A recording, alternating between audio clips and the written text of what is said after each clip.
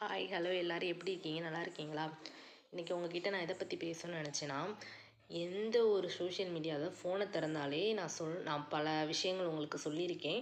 அந்த விஷயங்களோட சேர்த்து நிறைய கெட்ட கெட்ட காரியங்கள் வந்து ஆட் ஆகிக்கிட்டே போகுது.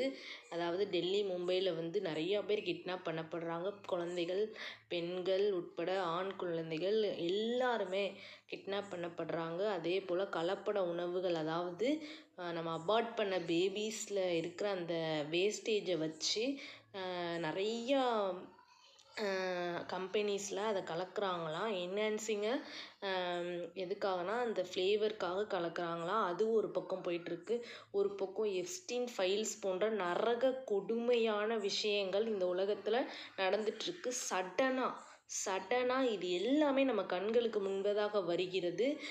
இது எதெல்லாம் குறிக்கிறது? இன்னொரு பக்கம்னா இலுமினாட்டி குரூப்ஸ், அதாவது அந்த நம்மை அடிமைப்படுத்தக்கூடிய, நம்மளை ஆட்சி செய்யக்கூடிய கொடூரன், அந்த அந்தி கிறிஸ்துவின் ஆட்சிக்காக நம்மளை தயார்படுத்துகிற அனைத்து விதமான இந்த சம்பவங்களும் ஒன்றை தான் குறிக்கிறது. அந்த அந்தி கிறிஸ்துவின் கையில் நம் உலகத்தை ஒப்பு கொடுக்க போகிறது. அதாவது மிகவும் கொடுமையான ஆட்சி நடைபெறப் போகிறது. அதை நம்மால் தட்டி கேட்கவும் முடியாது, அதிலிருந்து நாம் தப்பிக்கவும் முடியாது. சிறிதளவு சிந்தித்து பாருங்கள்.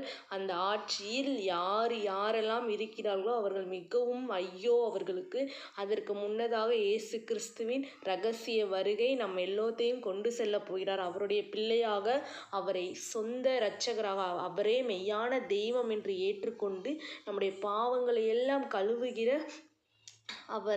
அவரை உணர்ந்து நம் மனதார அவரை ஏற்றுக்கொண்டு, இயேசுவே என் பாவங்களை மன்னியும் என்று கேட்கும் பொழுது கண்டிப்பாக நம் பாவ மன்னிப்பு பெற்றுக்கொண்டு அதில் விடுதலை பெற்று நாம் அந்த அந்தி கிறிஸ்துவின் ஆட்சிக்கு முன்பதாக அவருடைய வருகையில் செல்ல வேண்டும்.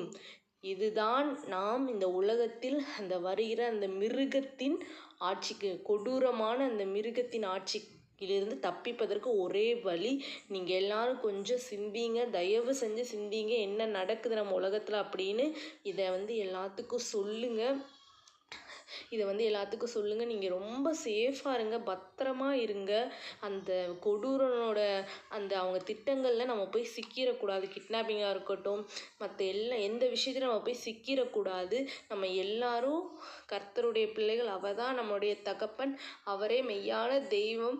அவரை நாம் சார்ந்து கொண்டால் மட்டுமே இதுலேருந்து தப்பிக்க முடியும். கொஞ்சம் யோசிங்க.